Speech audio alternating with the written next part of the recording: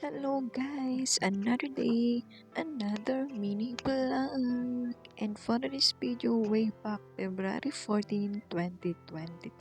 Ito yung pinakamasayang araw na nangyari sa aming buhay ni Mahal.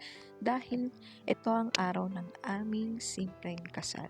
At dahil hindi namin kaya sa ngayon ang simbahan, kaya napag-isipan namin na sa kasalang bayan kami magpakasal. Hindi naman mahalaga kung bongga o saan pa kayo ikasal, ang mahalaga ay handa kanyang pakasalan at ibigay ang kanyang apelyido sa iyo. Sana all! Nang mga oras na yan ay hindi ko talaga alam kung ano ang aking mararamdaman. Dahil bukod sa tuwang-tuwa ko dahil sa wakas ay ikakasal na din ako.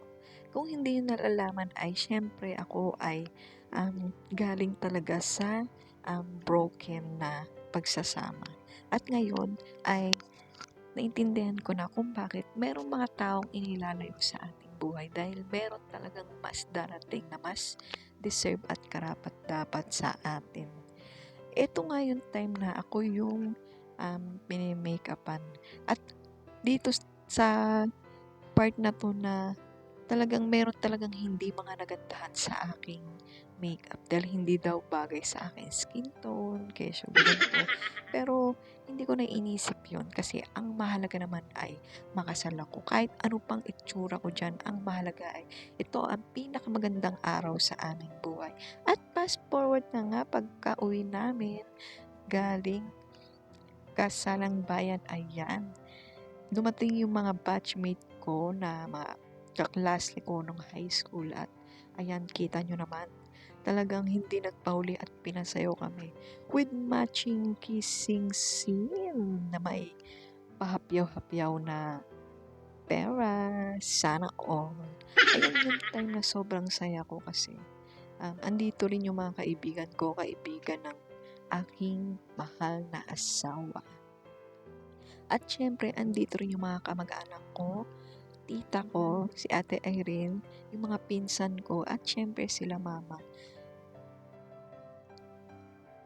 Kahit sa simpleng wedding ay talaga namang nakakaantig ng puso. Syempre, ibinigay mo yung idol mo sa isang lalaking napakabait at napaka mapagmahal sa kanyang pamilya na talaga namang kinahangaan ko. Dahil meron siyang takot sa Diyos at respeto sa kanyang pamilya at pagmamahal sa kanyang mga kapatid at kambal. Ito yung moment na talagang for sayo-sayo kami dyan. Kung nakita nyo, kahit pagod na kami, pinasayaw kami ng mga batchmate ko, puro sigaw-sigaw sila dyan, kiss ko no, yung mga ganyan. Alam nyo ba yung pakiramdam na hindi naman kasi lahat ng babae ay naikakasal. Pero isa ako sa nabiyayaan na pakasalan ng isang tao kahit ako ay merong ibang karanasan na nangyari sa aking buhay at ito yung pinaka hindi ko pinagsisihan ito dahil tinanggap niya ako ng buong buo. At hindi ako nagsisisi dahil nakilala ko siya. Way back sa kung paano kami nagkakilala yan. Magkatrabaho kami sa Walter. Pareho kaming dicer. At hindi ko alam kung bakit kami pinagtagpo na parang bigla na lang boom. Parang nag-slow mo o nag-fast forward ang aming mundo. May pagkakataon nga na parang hindi naman talaga namin gusto o ang isa't isa pero pagsigad talaga ang nagkupido sa inyo talaga parehas. Talagang wala kang kawala. At hindi nga namin alam na talagang magtatagal kaming dalawa dahil wala naman sa plano namin talaga na parang maging forever. Kasi syempre bago pa lang kami noon, hindi namin alam kung mag-work ba yung pagmamahala namin. Pero dahil sa nakilala namin ang isa't isa ng lubos, ayan, nakapag-desisyon na kami na mag-isang dibdib. Siyempre, patatagalin ba natin? Dito rin naman ang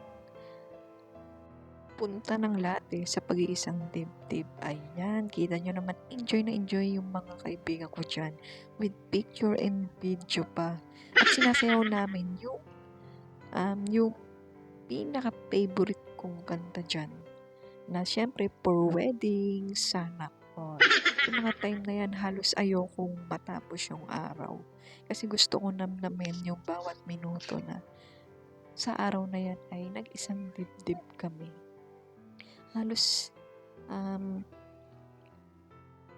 tumigil na yung mundo ko na wala na akong ibang inisip kundi ang future namin. At kung paano namin tatahaking dalawa yung mundo na pagkagulo-gulo. Charis! At kahit na ganun kasimple ang aming wedding, napakasaya ko. Wala naman kasing mas iimportante pa sa taong ibinigay sa'yo. 'Di ba? Hindi man naging magarbo at maraming tao o bisita o handa ang na-provide namin. Ang mahalaga ay na-carry namin lahat at kaming dalawa ang gumastos nito. Bali, ay ibang dyan, part ng aming family, yung pinagtulungan-tulungan namin lahat, nag-provide ng mga ganito, ganyan. Maraming salamat na nga lang at naidaos namin ng masaya at simple ang aming kasal. Pagpasensyahan nyo na at nauna yung aming pagsasayaw. Ito yung part na nag-aayos na kami dahil pupunta na kami dun sa mass wedding. Ayan pala yung mga pinsanin ko.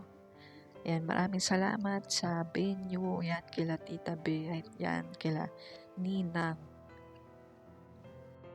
Yun lang guys. Salamat at sana ay na-entertain ko kayo sa pagbabahagi ng aking simple but memorable wedding na hindi ko makakalimutan hanggang sa susunod na habang buhay. Yun lang guys. Thanks for watching.